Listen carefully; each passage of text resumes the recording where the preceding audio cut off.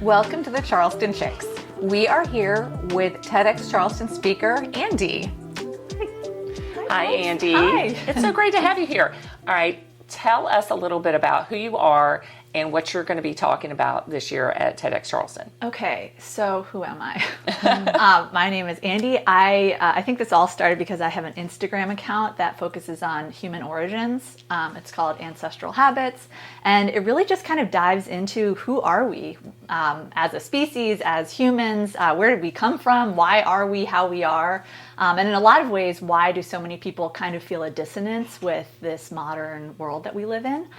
So I explore that from a variety of lenses, mostly anthropology, which is that's my undergraduate degree. So, yeah. I was going to say, are you an anthropologist? I am not. Which is the coolest thing. It is the coolest thing. I can't claim to be an anthropologist because I feel like that's someone who is a career anthropologist or has a terminal degree in it, and I don't. But I've kept up with the field. It is my passion. I work in research development, so I've been immersed in the sciences for my 14 years or something. So love science, have a degree in anthropology, and this Instagram page was really just a way for me to continue my passion and sharing it with people, which was not the ultimate goal, but yeah. So when did you start your Instagram page? I've had the handle for like a decade, probably more than that, but I didn't start posting to it until about almost 3 years ago. Mm-hmm. And I read so much about anthropology and so much about human origins. And at some point I really just wanted almost like a journal to put it all in one place. And I did that. And it turns out other people are really interested in that topic also. So it just, I think it resonated with people, and we all want to know who we are, what's going on with us. Why are we such a weird animal? Yeah. Sorry. Go ahead. So, because I'm fascinated. Yeah. So, does what you talk about on your Instagram and your personal interest have to do? Is it touch on the evolutionary biology? Absolutely. Yes. Yeah. Fascinated. It's a lot of evolutionary biology. It's a lot of, anthropology, especially like paleoanthropology and evolutionary anthropology, has changed so much because now there's just ample technology that allows us to explore the prehistoric world. We have genomic sequencing, so we can kind of track gene flow in different areas, which helps us understand where certain genes arose or where they were more selected for. The ways that we can do analyses on different bones or ancient teeth, like hundreds of thousands, even million-year-old teeth, that can show us what people were eating. To the month. It is so cool. So cool. I love that. Yes, the science has just exploded in recent years. And of course, now that we've done genome sequencing of humans and Neanderthals, now we know that, some of us have Neanderthal DNA, and, that 20% of their genome exists in us at like 2 to 4%. So it's such an exciting time in the field. And I think that's why a lot of people have found it interesting, relating these ancient prehistoric behaviors and traits with who we are today. It's just really kind of enticing. Mm-hmm. Yeah. So what made you want to do TEDx? I had never even considered it, and I was talking to a friend who's a coach, and she said, you should consider applying. I think your passion is interesting. And so it was like on a whim kind of thing. It was like, she was like, the application's due on Friday. It was a Monday. And then all of a sudden, I went through the process, and it was, I guess, interesting enough to give me a spot. And I'm super humbled and grateful. That's exciting. Yeah. So when you're like, oh, maybe I'll do this, and then they're like, no, we actually want you to do this. You're like, wait. It was, what was I thinking? Well, there was definitely an oh crap moment, but it's the opportunity to be able to talk about something that I'm incredibly passionate about, that I think for most of my life has been like this nerdy secret love that I have. It's been wonderful. Yeah, even talking to you, just the opportunity to share about something that I find really impactful, really meaningful. I think it's important for everybody to know where we came from. I'm really grateful. So during this whole process, the TEDx process, what was the biggest surprise for you? I am a writer. All of my Instagram content is written. I had a Substack and I did a lot of writing, and I really love writing, and I feel like I can express myself that way, but it is entirely different from speaking. You cannot just write a speech and then deliver it and have it sound natural. So that's been really scary and overwhelming. It's just a completely new method of communication for me, of science communication. But yeah, you kind of learn to really, what the coaches keep saying over and over again, is really give it from the heart. Yeah. And it's hard. This is a lot of technical information. It's very verbose, very, sometimes science can be a little dry. So trying to turn that into something that is engaging and connects with people, that's been the biggest challenge. I can see that. So the focus specifically of your talk, is there a specific focus? Because I'm fascinated by all the things that you have on your Instagram. And oh, cool. You've seen it. oh yes, That's awesome. Yes. Okay. And I totally, at least I was like, oh, I listen to podcasts about the stuff that she's talking about. Like, I'm jacked for this. Yeah. Like, Oh, nice. I nerd out on it. Yes. And I probably know it like less than a fifth of anything. Same. I mean, there's so much to know. But I'm fascinated by it. Yeah. So is your talk just bringing awareness, or is there a specific thing regarding the anthropology, evolutionary biology that you're going to bring to people's attention? So I tried to just encompass there's so much that I could talk about. So I tried to just encompass the theme of the account. So the name of the account is Ancestral Habits, and I think it's kind of a confusing name looking back at it, but the intention was supposed to be that there are behaviors and characteristics of us today, habits I call them, that we have been doing for hundreds of thousands of years. Sometimes even some of them go back millions of years.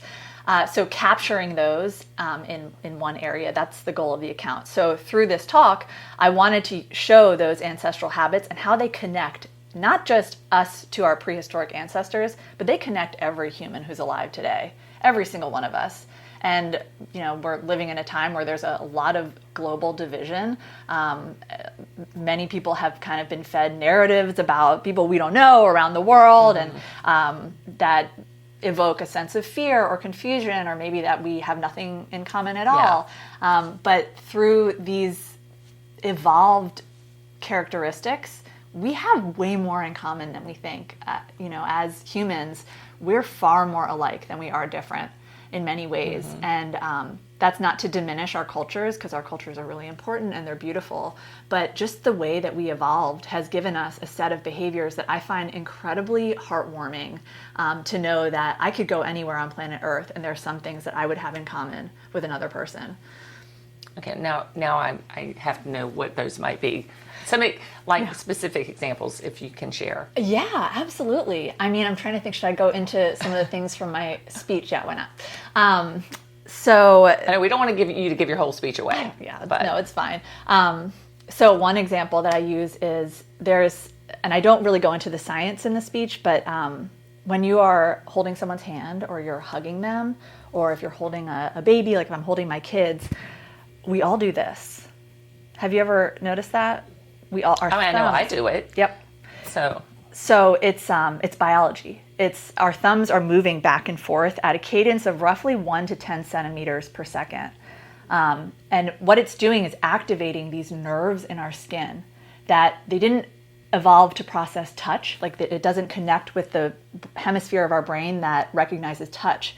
It connects to the hemisphere of our brain that recognizes comfort. So this is something that we do to soothe others. And I think that's absolutely incredible. The nerves are called C-tactile afferents, and other animals have them also. But we don't have body hair. We are skin-to-skin contact when we touch each other, and this works as a soothing mechanism, which is why we intuitively do it. There have been amazing studies where one of them, they had a group of mothers in a room together, and they didn't tell them why they were there for this study, and they're all holding their children. And every single mom was standing there doing this to their kid. So it's really hardwired into us. And that just, to me, shows how connected we are. These are nerves. They didn't evolve to soothe independently. They evolved so we could be soothed by another person. And that's an incredibly deep connection. We are so wired to cooperate and connect with one another, that, I mean, look where we are. There, someone will say, well, other animals, or what about ants? That's a great example of animals or creatures that connect and cooperate to an incredible degree. But ants didn't achieve the success that we have. And it's not just because we are incredible at cooperating, but it's because we connect very deeply with each other. We have oxytocin in our body, and most mammals have oxytocin, but we use it in more ways than any other creature.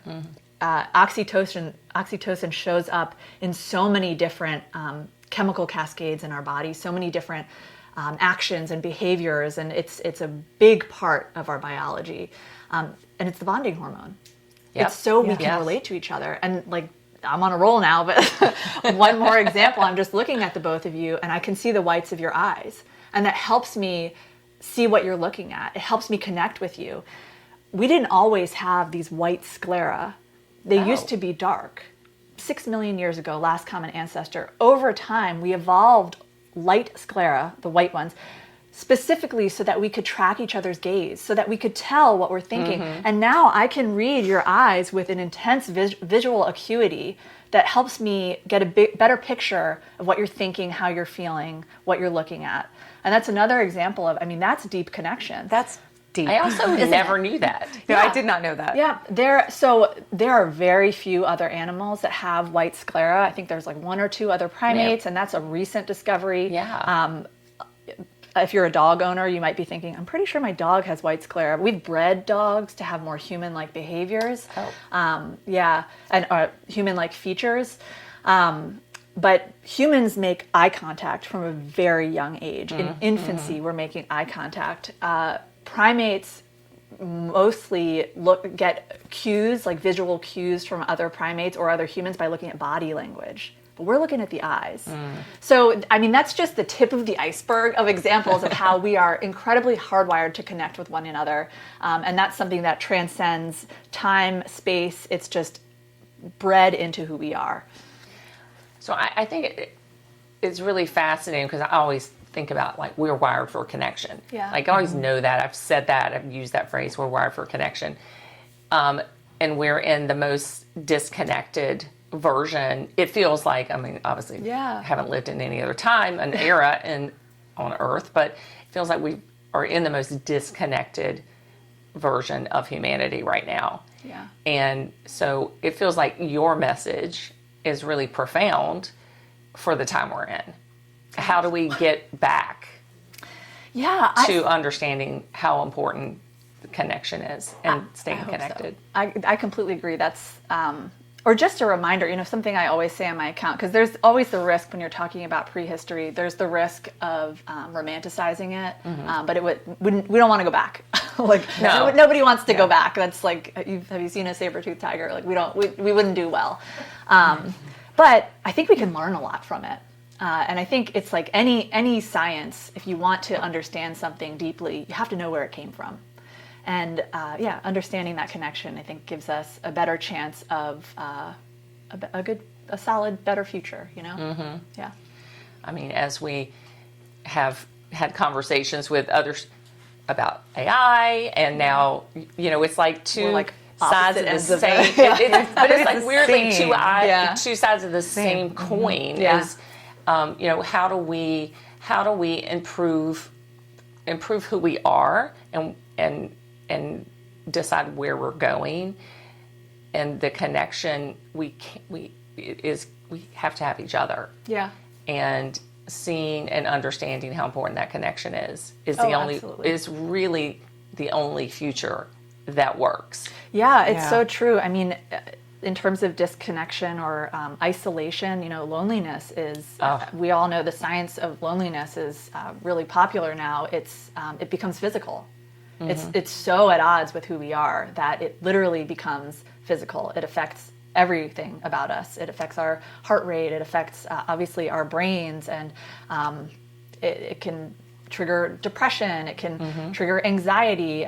It can trigger heart disease. I think it can shorten your lifespan. Yeah, I was actually just talking about this with someone else. I love reading about longevity studies and all these places around the world that, they live into their hundreds seamlessly. And for a while, I know researchers were looking into their diets. What are they eating? And then they're like, oh, wait, no, it's the fresh air. But then, some of these pockets are in areas without fresh air. And then, okay, well, it's because they exercise. They're all really fit. And now, finally, they're coming to terms with it's probably the number one driver of longevity and health is actually socialization. Yeah.